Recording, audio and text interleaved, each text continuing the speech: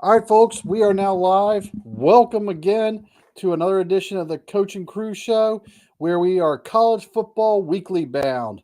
We talk every week through about college football and other events throughout, as we will this time, just like previous others. And we're just going to get right into things. So, thanks for joining in. I know a couple people are tuning right in as we speak. We got and like I said, please feel welcome to chime in, chat away. The chat is open. We will respond when it's our windows of time to open. But we got a full agenda today. Phil and I, we got different topics. We're going to talk about our top 10, our All American ballots, the Heisman race, rivalry weekend projections, bowls coming up, and then the rumor mill. And so we got a lot to get through today. But thank you for joining us. And Phil, we're just going to get right into things if I can remember how to do this correctly. So, Phil asked me to first off throw dirt on my own program because, as members of the Football Writers Association of America, we are previewed to such things as being notified who is the Cheez It National Team of the Week. New Mexico State won that honor. So, in case this wasn't bad enough, and in case insult to injury wasn't big enough, we now have to eat crow one more day before we can fully focus on Alabama. So We're let's go ahead. eating we're eating Cheez-Its right now. I think All right. that's what we're doing. We are Well, definitely eating Cheez-Its. crow flavored Cheez-Its for sure. So I'm going to throw one more stat out there, and then I'll let you have a little bit of shot at this or turn with this because I know you've been living in misery for 5 years. So Auburn was a 24.5 point favorite. They lost by 21. That's 46.5 point net difference, which is the second largest blowout in the NCAA college football this season. So honor goes to Auburn. War damn Eagle. Enough of that. I'm focusing now on Alabama and the Iron Bowl this week. Phil, I'll let you have your turn with this. Well, I wanted New Mexico State to really get some props this week because it's the first time they have ever in their history been an SEC school. So I really think that needed to be pointed out, and that they needed to be recognized this week. But Auburn, don't feel too bad. It's not like you lost to Bowling Green or something at home. And we can go previous years, but I'm not going to do that because I'm happy Georgia Tech is Now, bowl all eligible. I want to know is, have you fired your coach yet? No, but I'm sure the novelty is officially over, and we'll leave it at that. There's got to be some hashtags out there because, the Dr. Pepper commercial where they're burning all their stuff and they're going crazy on the first play, that's based on a true story out of Auburn. So that's how the Auburn fan base operates, and I fully expect that the coach needs to have his house up for sale, and he needs to be out of town pretty quick because he's in danger now. Well, I think that was what you call a pure look ahead game, and they got caught looking and they got burned. They got out coached, out hustled, out played, out everything. So it's what it is. I Congratulations. wouldn't know anything about problems like that. I know you can't relate. So No, never. that is the national team of the week. Congratulations. Go enjoy your Cheez Its, and you'll be making a bowl game. Auburn fans will be rooting for you in the Conference USA Championship game and whatever bowl game you end up, whether it's the New Mexico Bowl out in Hawaii, wherever you end up. All right. Phil and I also have put together our top tens, and we'll go through it briefly, but then I'm going to share another stat for everybody as well to add some layer of thickness and complexity to this. We both have Georgia on the one line. We have Michigan, Ohio State, and Florida State straight down with Washington, Oregon, and where we start differing is Texas and Alabama. And then we both have Missouri and Louisville. So for the most part, our top 10 is mostly the same. We do have some fundamental differences of how we got there, but at the end of the day, we got to almost the exact same locations. So We Phil, took different roads, that's for sure. I'll let you just tell your theories of how you got to your rankings. Look, Georgia Bulldogs. It pains me to say this. I mean, I'm hurting with it by saying good things about them, but they haven't lost in 3 years. And until somebody beats them, I don't move them out of number 1. Period. End of story. And somebody's got to step up and knock them off. And I'm keeping Florida State where they're at. I know that their quarterback is out now for the season, but again, until somebody steps up and beats them, come with it. And Louisville has a chance to prove that they're for real when they play them in the championship game for the ACC. So here's where things are going to get interesting, Phil, and you just sort of hinted at it.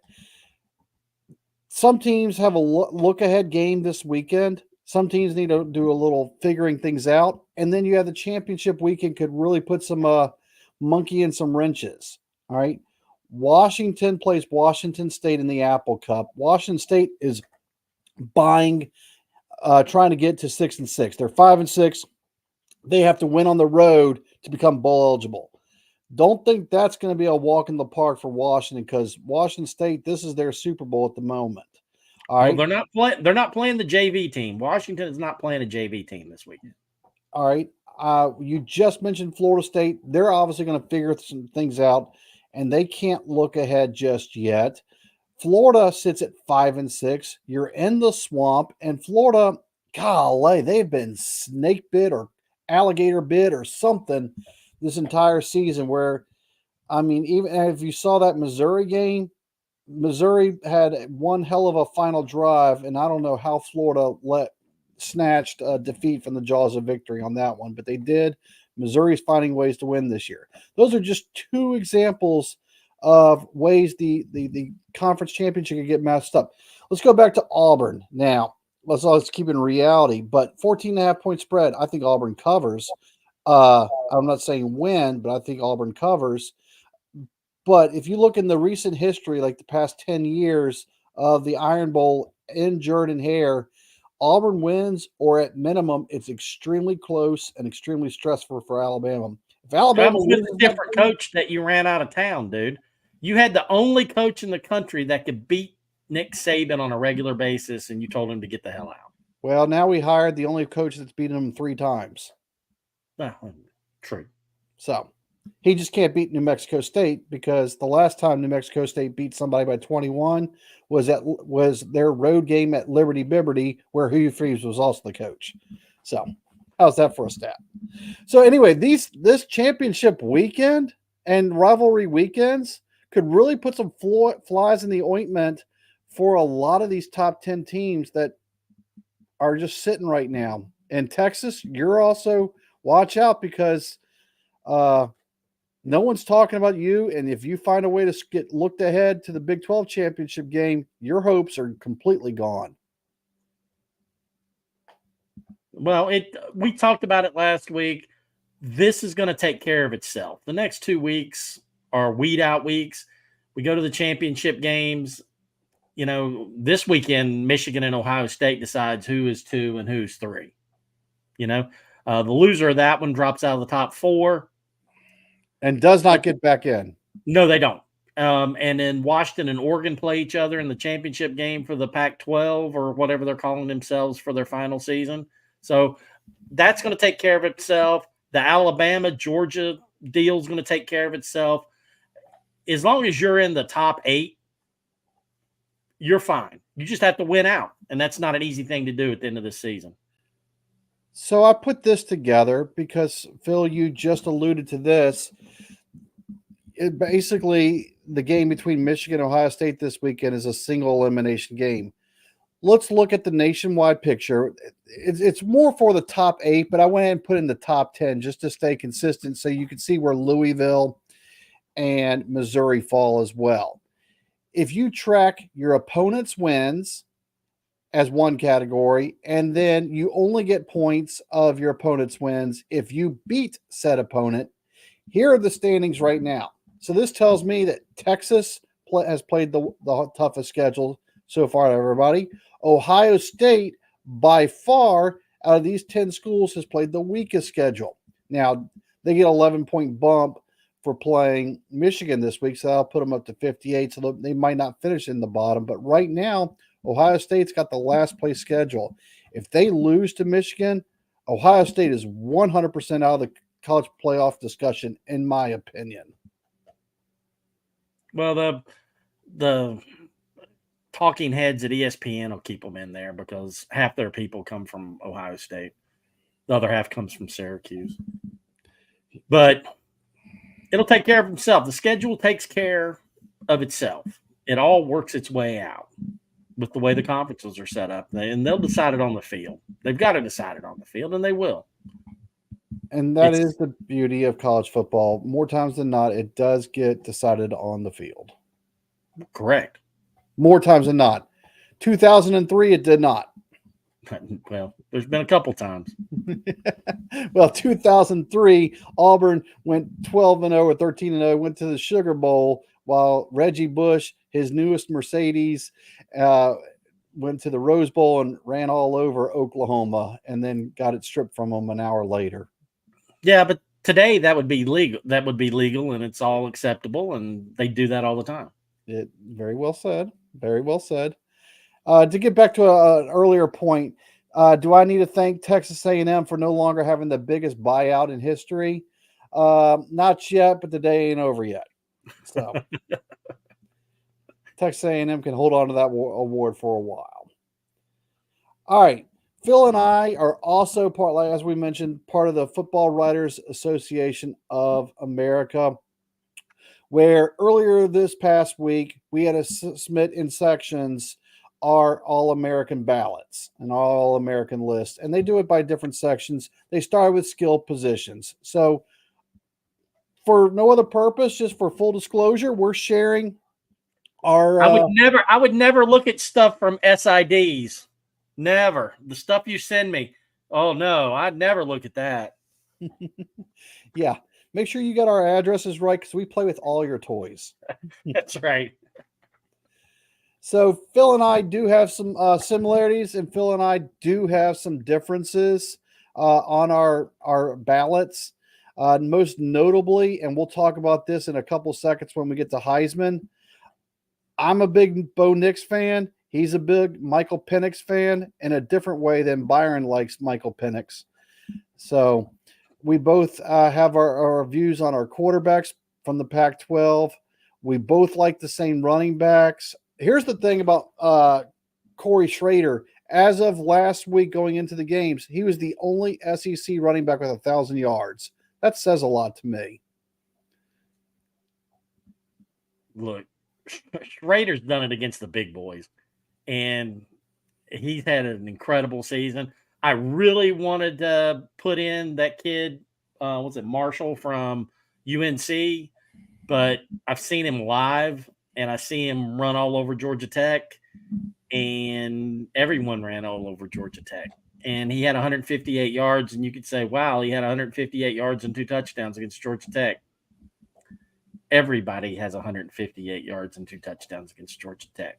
If he wanted to be an All-American and be in the top 2 in the country, he needed to have put 300 on Georgia Tech and 5 touchdowns, and he didn't do it. So, Phil, let me ask you this, just to be devil's advocate. I didn't see the game. You did. Was it because the Dean Smith Michael Jordan clause kicked in, and were the only person to keep Michael Jordan under 20 points was Dean Smith, or did he I'm legitimately just not? saying that he had a lot of time standing next to Mac Brown on the sideline. So I don't think it's because of lack of talent. I think it's because his coach kept him out of the game too much. So that could get subjective, obviously, depending on how.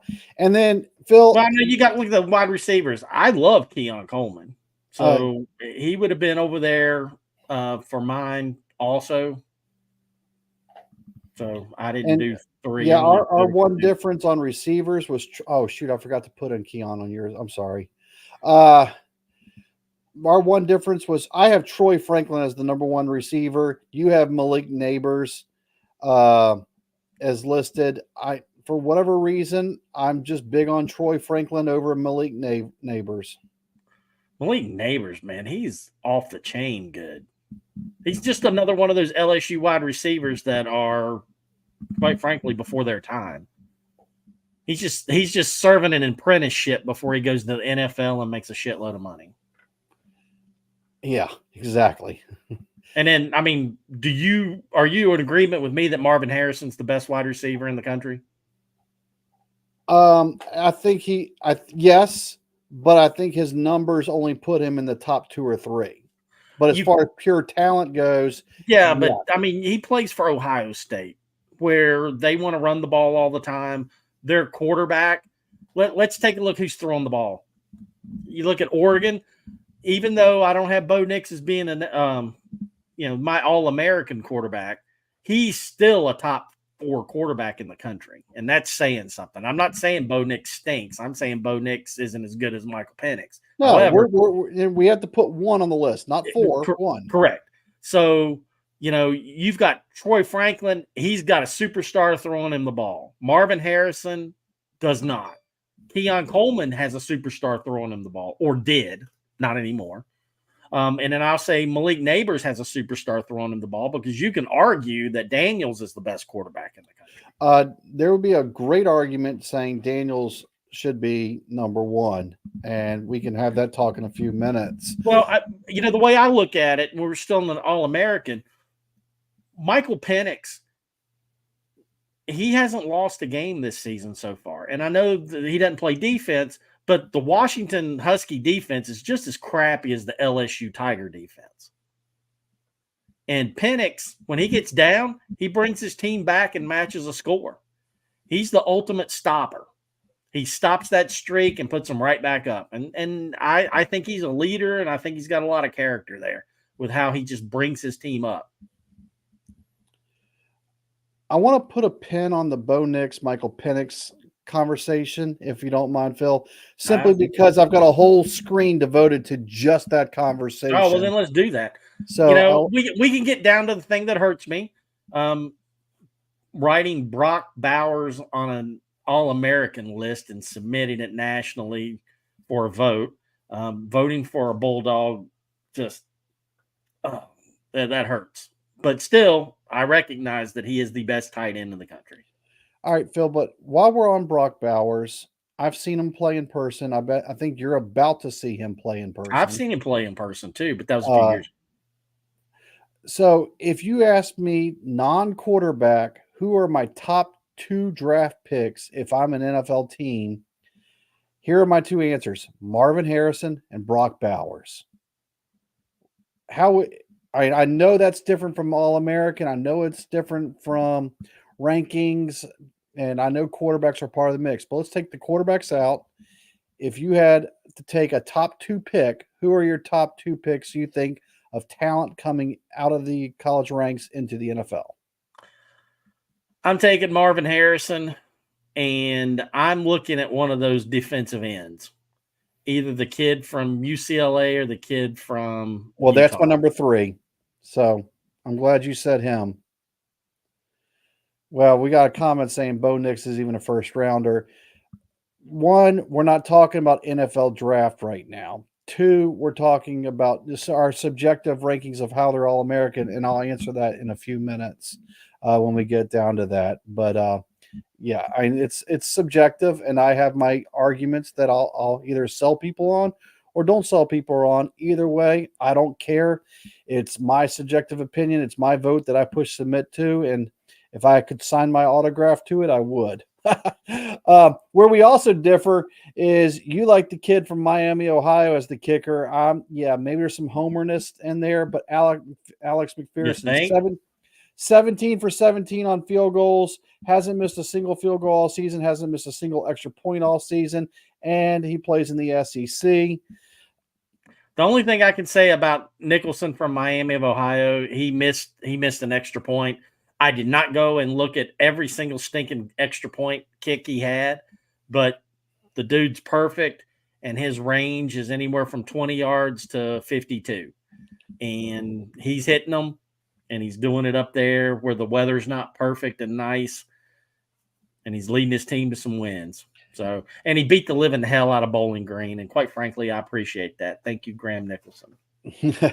The only knock, and this is not a knock on Alex himself, is you could argue a lot of people have a lot more points scored because they kick a lot more field goals. Well, one, Auburn doesn't score much, and when they do, it's usually 6. So the fact that he's, even got what he's got says a lot. I do feel in my heart of hearts, he'll finish top 3. I don't know if he'll finish top number 1. And then Phil, lastly, for coach, you've already made your argument. I 100% understand, and it makes me sick to give that argument, though, and I really hope that argument holds no water after Saturday. Well, what I have this theory of is that's expected. Someone like Nick Saban or Kirby Smart, you're expected at minimum to go 11-1 these days. And so but they built that program, Coach. I mean, they built it from the ground up, and they turned it into the evil empire. And it is the evil empire, but you have to do more than expectations to earn Coach of the Year honors, in my opinion. So what's he supposed to do? Cure cancer? Yes. How about we send him to Gaza and end the war over there? And after he's finished there, go to Russia and kick Putin's ass? I mean, he can't do any more than what he's done. You just win every game that you go to show up at the field every Saturday for 3 stinking years, and you kick somebody's ass for 3 years. I mean, that's some Roman Reigns shit right there, dude. I agree, but I also feel that. And hey, I'm going to cut you off right now. Stop making me say nice shit about Kirby Smart, all right? It's making me ill. I'm going to have to go to the hospital after this because it's just hurting. I got indigestion. My arm's starting to hurt. I mean, damn, I'm saying nice shit about Bowers. I'm saying nice shit about Kirby Smart. We got a big game this week, and I want to kick those guys' ass this week. I can't be sitting here saying great stuff about them and how great they are. All I have to say is it ain't funny now, is it? No, it ain't. Because if I remember back about 20 minutes ago, you were having a little fun with New Mexico State. All right. All I'm saying is Eli Drakowitz barely made a bowl, barely kept his job last year. Most people predicted him finishing somewhere near 5th or 6th in the SEC East. He's going to finish 2nd in the SEC East. Hell of a jump. He's finishing top 10 nationally. We'll go to a New Year's Six Bowl, assuming they win at Arkansas. And yes, I said Arkansas just because. But I'm a big Whoopie fan, Arkansas fan. But Eli should earn some conversation for the piece. And the way it works is it's a 3-2-1 vote. I'm sure by however many there are voting that Kirby will get more than enough first, second, and third place votes to find his way. I don't know about that. A lot of people love Mike Norvell. Yes. I go back to, though, the strength of schedule thing. And maybe it's a bash on the ACC. Maybe it's a bash on it's a bash on Georgia for their non-conference schedule. But all right, Heisman. Hey, what are you bashing their non-conference schedule? Georgia's got to go on the road and beat this juggernaut down in Atlanta, Georgia Tech. Well, they also played Ball State, who's not even making a bowl game out of the MAC. Kirby's really good friends with Key. He's going to take it easy on him this week. So we are going to take the assumption that these are our Heisman leaders, since they were right now our All-American vote of who we have on the one line for the quarterback. The Heisman Trophy, for the most part, with Devonta Smith as an exception in recent history, has become a quarterback-based award.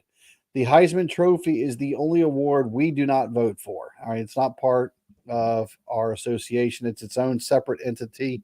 It gets announced on its own special night while the rest of the awards are announced together. Here are my arguments why Bo Nix should win the Heisman. I'm not saying first overall draft pick. I'm not saying day one draft pick. I'm just saying why he's the best quarterback in the nation. Currently, he's got the second quarterback QBR in the nation, quarterback ranking.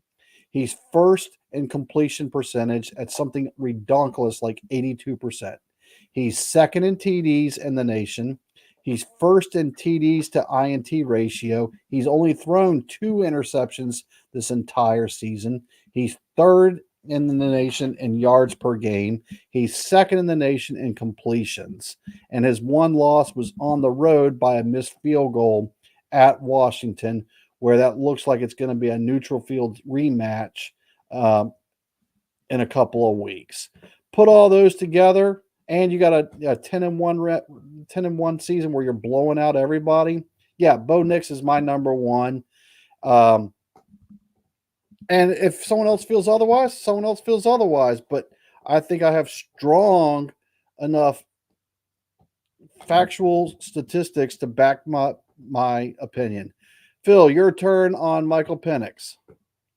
You can use statistics to justify anything. I mean, shit. George Bush used statistics to go to war against Iraq based on stuff that he just made the hell up. So you can do whatever you want with statistics.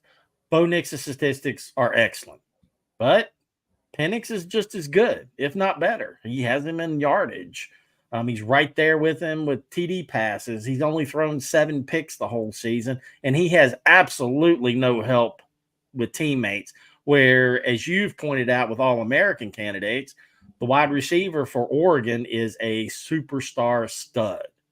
Washington doesn't have that. Oregon was a better team when Bo Nix, look at it as a car, Formula One racing.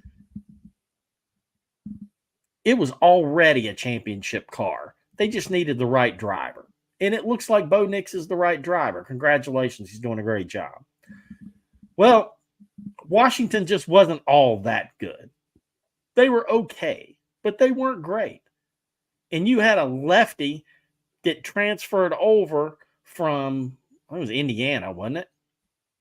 And they haven't done crap since he left, and they had a great season with him there. He shows up on campus, and now he suddenly turns the Washington program into arguably one of the best programs in the country.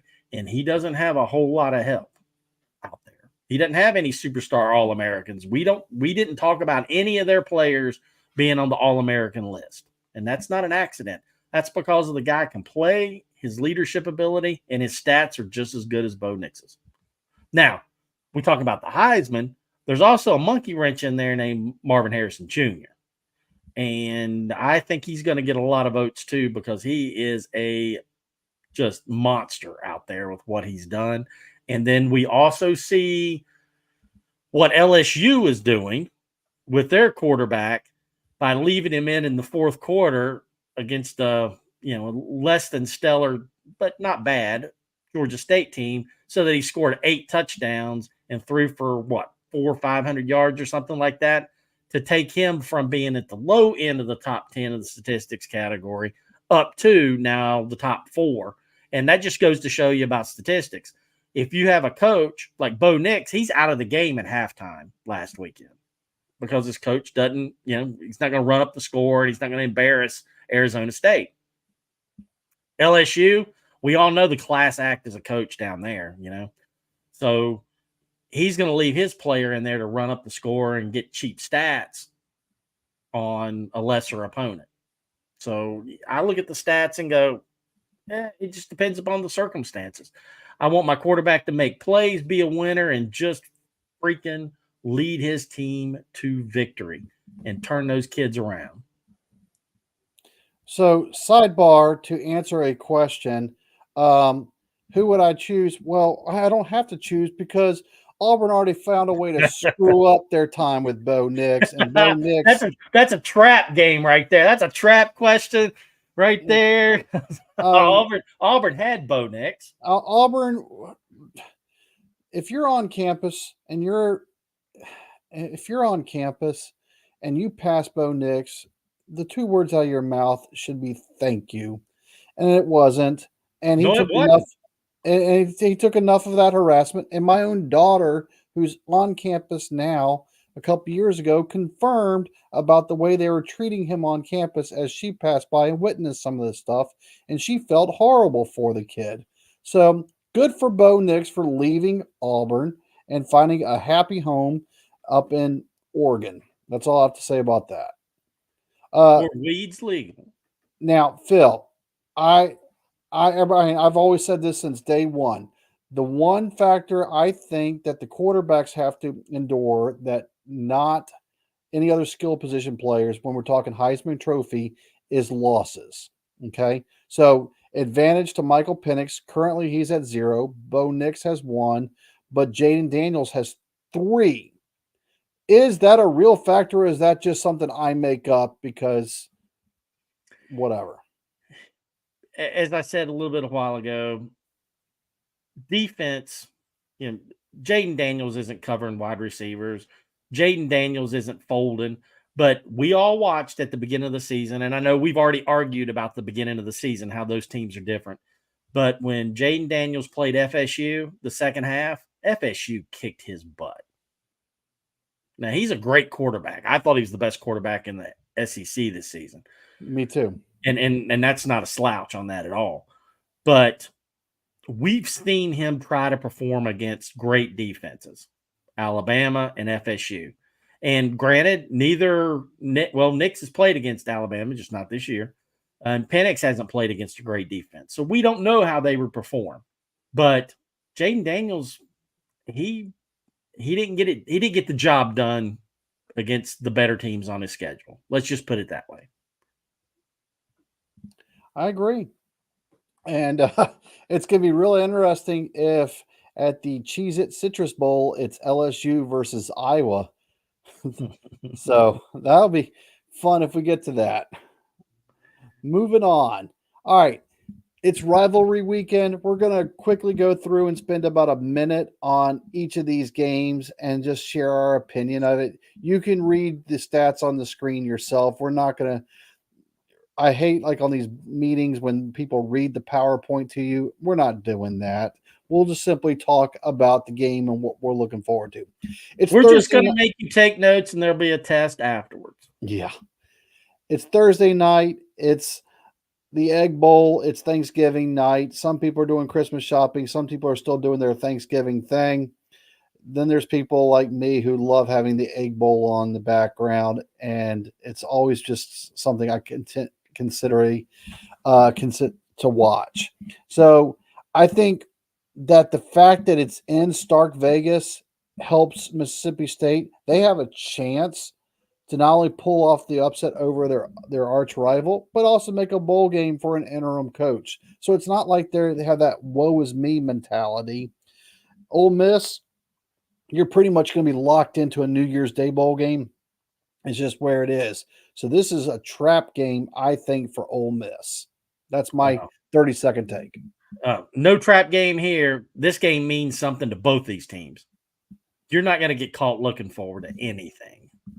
Ole Miss, they're being led by the evil emperor's apprentice, Kiffin.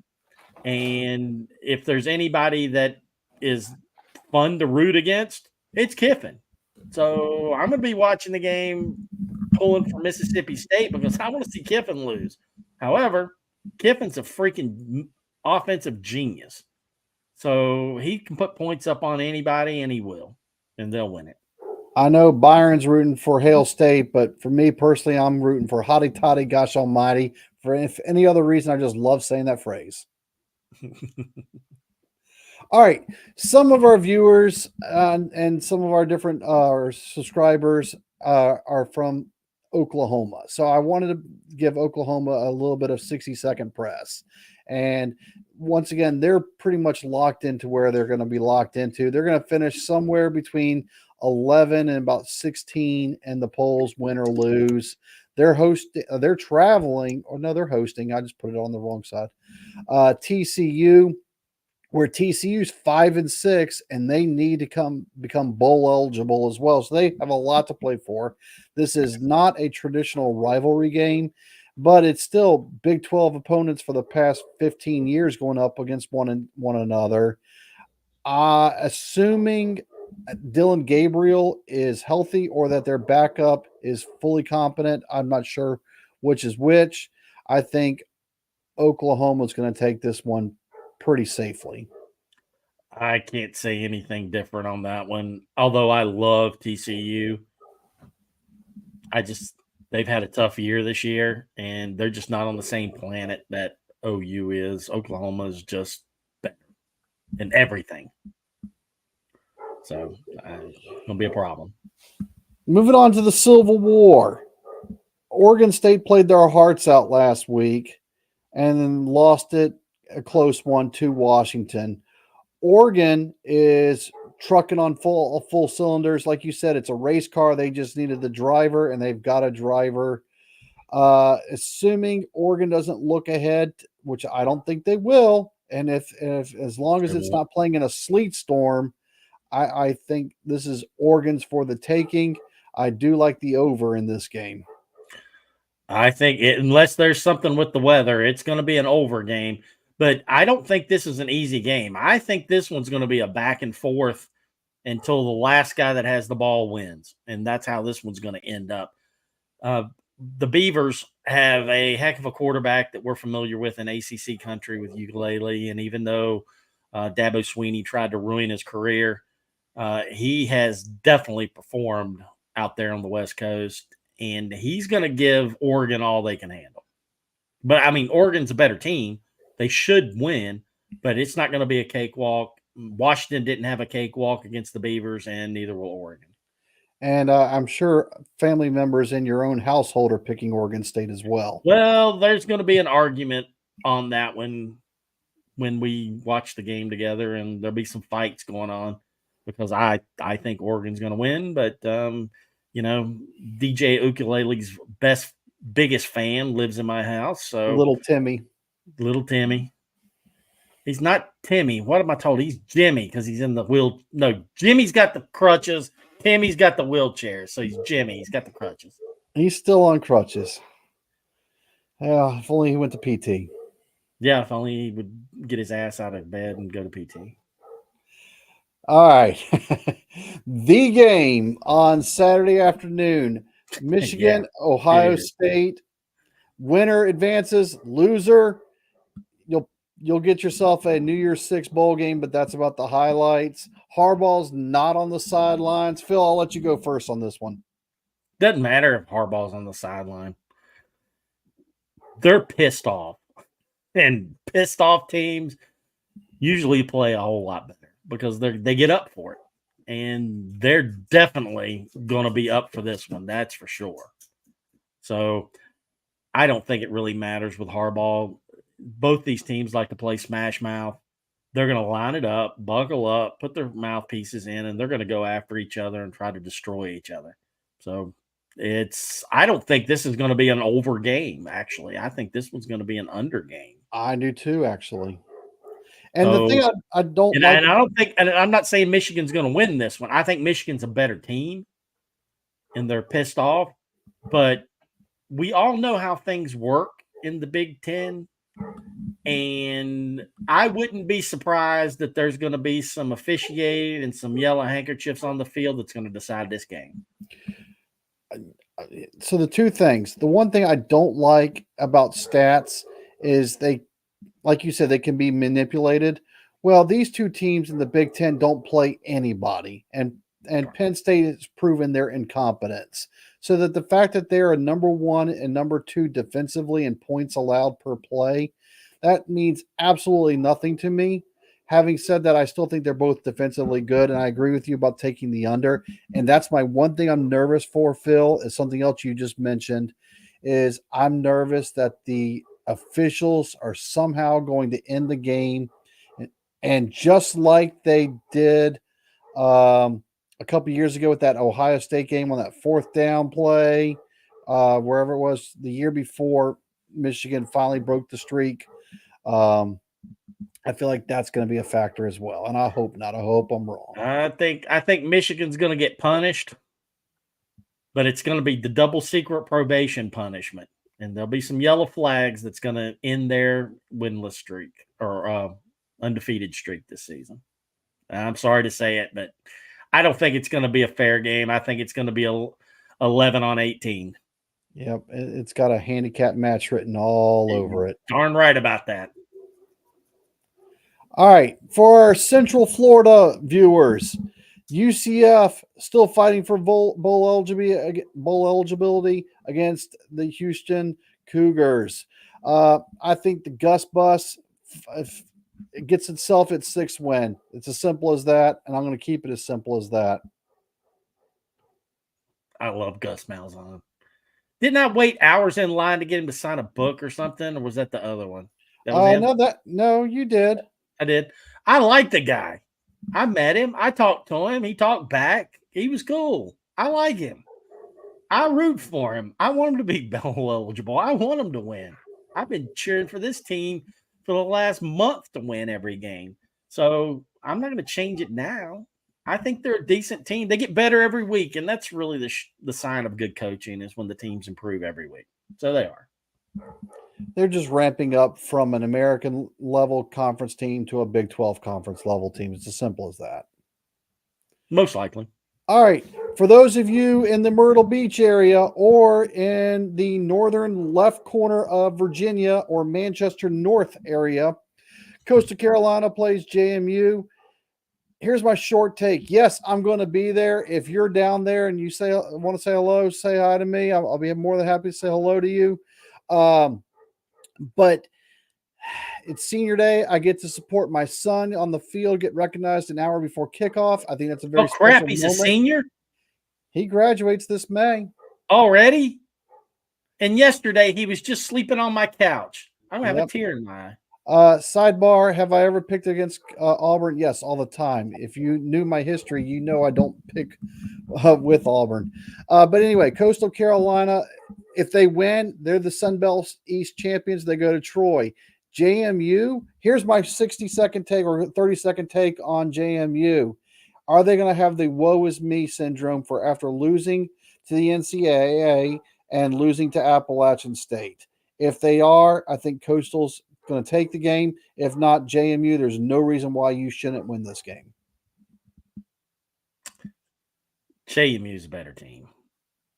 And I didn't know that the kid was a senior, and I hate to badmouth his team and the program that he's worked with and on and everything else. And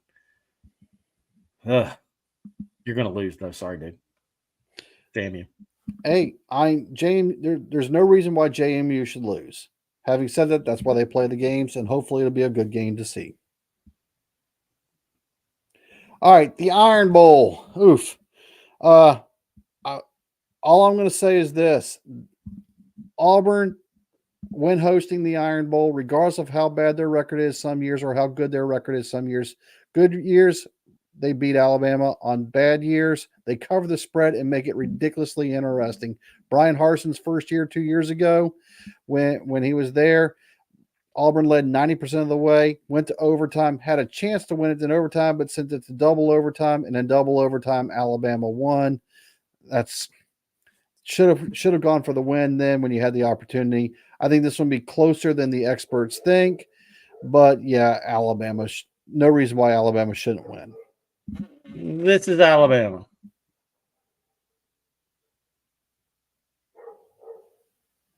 It's going up. This is Auburn. Coming down. They will meet in the middle. And you'll be wearing a frown. Alabama. I just don't think they have the team to compete this season. And they don't have the same coach that used to give them hell. So the only thing saving this grace is it's a home game. All right, later in the evening, Florida as a home dog faces Florida State, and it's a question of who's going to be quarterback for both squads because both quarterbacks got hurt. Florida is fighting for bowl eligibility, and like I said earlier tonight, has been either snake bit or gator bit pretty much all season. I still like Florida State at the end of the day, but I think it's going to get interestingly close. A week ago, I've told you it's going to be 38-10. Now I can't tell you the predicted score. I wouldn't predict the score for this game, period. But I think I'm the only one in the section.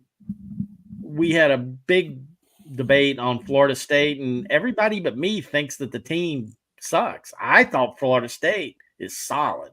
I thought Florida State's solid top to bottom, but I'm in the minority on that one in my section. Everybody thinks that Florida State's a joke and they were only being carried by their quarterback. I didn't think that's the case at all. I think they're well coached. They have a team full of athletes that perform. And yeah, they didn't blow out Miami, but Miami has a damn good team. They're just playing poorly now. At the beginning of the season, Miami was playing very, very well.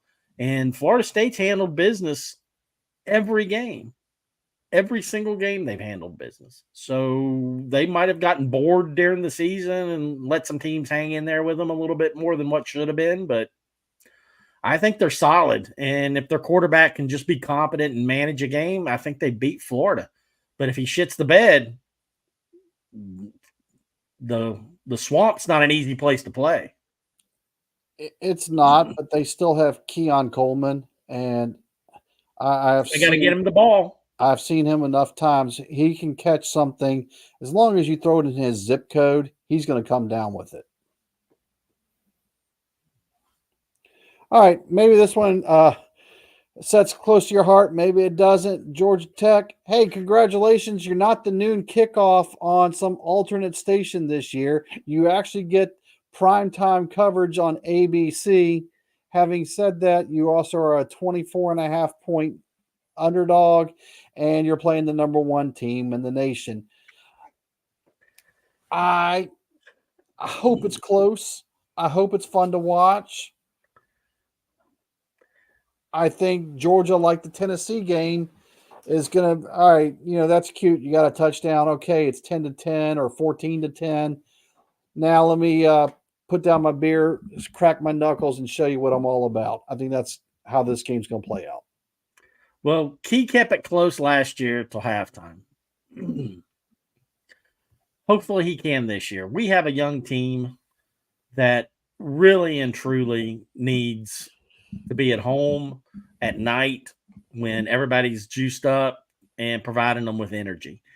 I guarantee you the place is going to be loud. And if we can give our team some much needed energy, and we know that we're not going to race out to a big lead and go conservative and go passive like we have been in the past. That's not going to happen. So it's going to be a tough one. But in all honesty, our defense stinks. So Georgia should be able to do whatever they want, whenever they want. But if our kids just make a play when they need to, when they have to, if we've got weather in the area, I mean, I laid it out. I'm going to do the exact same thing I have done for every home night game. I'm going to go there early. I'm going to watch the band at the Student Center. I'm going to watch the running of the band. I'm going to walk with the drum corps. I'm going to go over to North Avenue. I'm going to party with Ludacris, drink some beer, hang out with some Tantor fans. We're going to scream. We're going to go in the stadium. We're going to watch warm-ups. We're going to eat Chick-fil-A. And then we're going to watch us, hopefully, not shit the bed.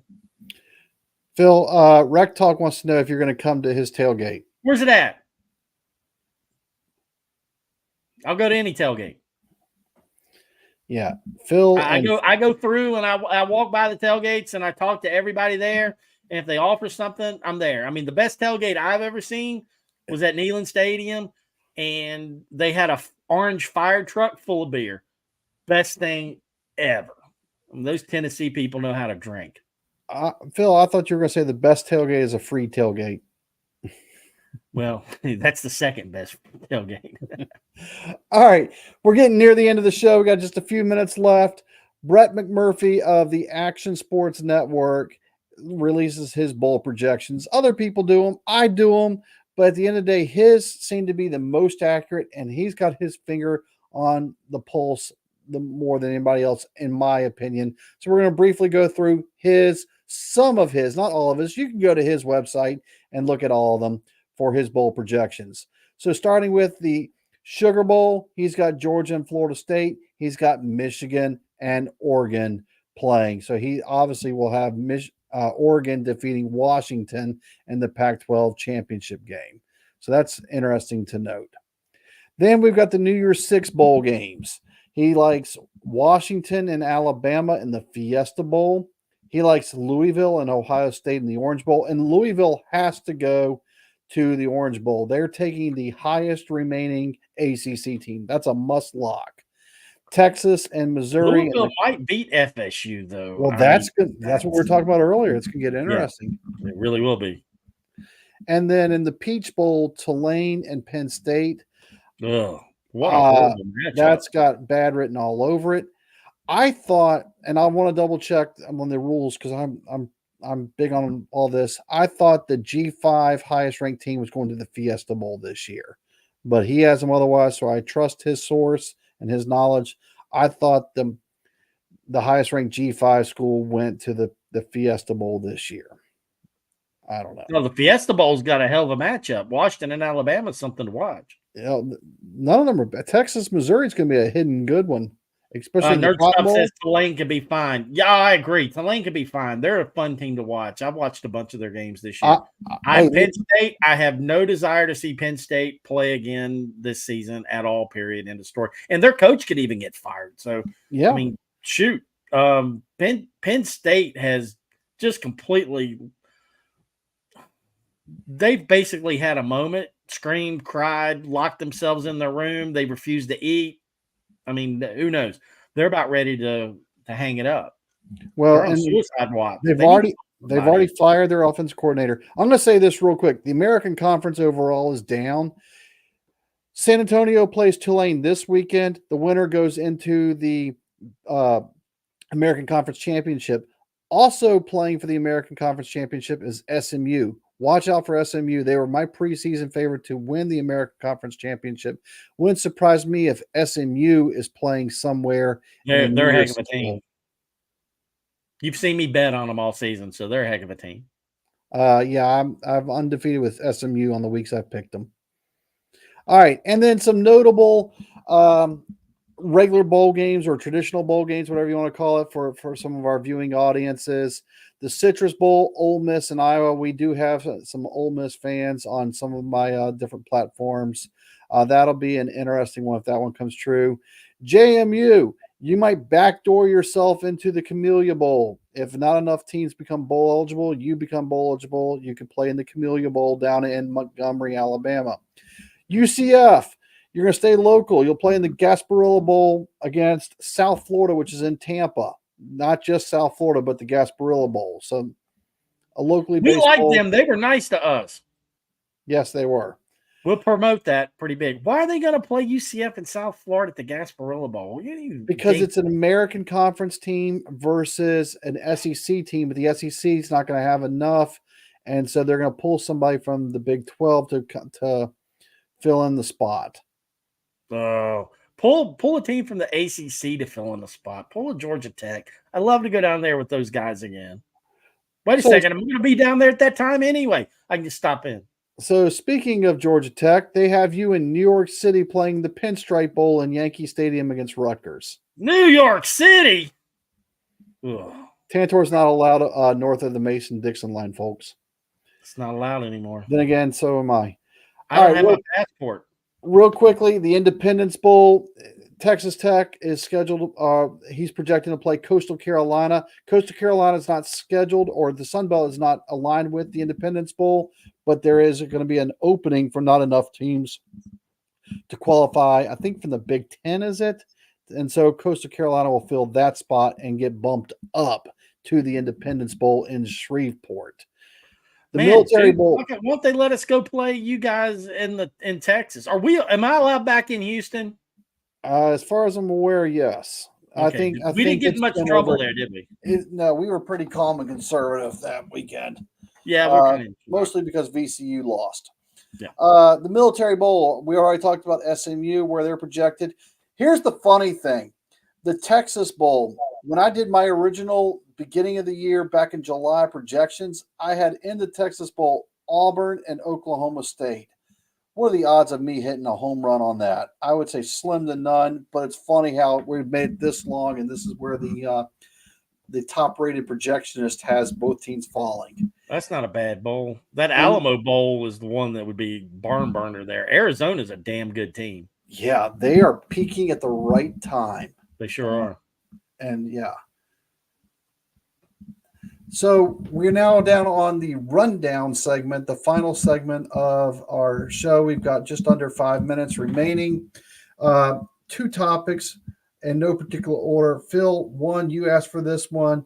Will CM Punk return to WWE? Yes, wrestling. That's good. Here's my take.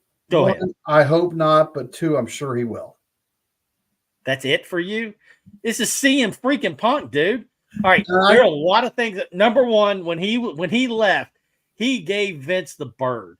That right there puts him at number one on Tantor's list. The second thing is, when he was at AEW, he gave Khan the bird. Dude, who are you? You're like my hero. You just take authority and ram it right up their ass. So now you get the opportunity to go to work for Endeavor and give White the bird and have the trifecta. The trifecta of giving the evil guys that run all combat sports, even if it's scripted, the bird. I love it. It's got to happen. This is something that is destined to happen. CM Punk has to go back. WWE cannot leave that money on the table. They have to take it. They have to. He would be huge. It'd be the biggest story in sports entertainment this season, this year. I agree with that last sentence, but there's something about when everybody else complains about having him on your roster with you. It's a car accident. How many people don't slow down in a car accident and watch? That's what you want to happen. You want the car wreck. You want that semi-trailer to slam into that freaking freight train and just bust it all to hell so you can see the carnage. And if CM Punk comes to WWE, it's going to be carnage. Got to see it. It's must watch. And that's what they want. They want eyeballs on their product, and that's what's going to happen. So it has to happen. You're going to make that deal with the devil. You're going to sit there and you're going to do it because you know what's going to happen. And we all WWE wrestling fans around the world know that this is a lit match and a gallon of gasoline. It's going to be explosive. One more for you real quick in the world of wrestling. From someone's personal phone uploaded to the internet earlier this weekend or this past weekend, in the airport changing planes, a normal average Joe was wearing a 24/7 WWE championship belt, where out of nowhere, Mick Foley came in, put him in the sleeper lock. I don't think he mandible clawed, and then took his 24/7 championship title from him. I'm all in for that. Mick Foley gets bonus points. Good for Mick Foley. And if that kid's going to be wearing, and he was by kid, I mean like 20-something-year-old, if he's going to be wearing a 24/7 belt on an airplane and at the airport, he needs to defend it better. Good for Mick Foley. That's awesome. I love Mick Foley. So with that said, folks, have a nice day. Hey, make sure you're following us. Hit the like, hit the subscribe button. If you've got some comments, comment through. We appreciate everybody for watching us. We'll be here again next week. If you have suggestions of some material we'd like to cover, right now we're heavy in college football season. So we're going to focus heavily on college football as the year calendar progresses. It's there. But again, we'll see you next Monday at 7 o'clock. Phil, final words. Yeah, for all this was great. You know, I always have fun talking about the big picture stuff. When on my own videos we drill down and specify Georgia Tech. All the Georgia Tech fans that are watching this, and hey, Tantor is going to be guest appearing on Rec Talk tonight. So we're going to drill down on Georgia Tech. So if you want to hear some good Georgia Tech talk, listen to that. All right, folks. Thanks for watching.